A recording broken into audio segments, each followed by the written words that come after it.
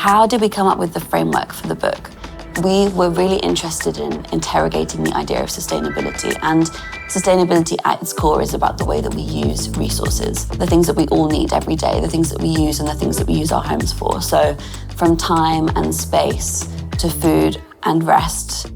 What surprised me most about IKEA through the process of making the book was the process with the home visits. What IKEA does in an extraordinary way is recognize all of the needs that we each have. And that all comes from home visits. It all comes from speaking to people within their own spaces and taking that knowledge and using it to inform the product. I'd love people to go away from the book with the understanding that we're all very powerful, that our individual actions amount to extraordinary change, and that changing one tiny habit in your day-to-day can be gargantuan in the scale of the planet.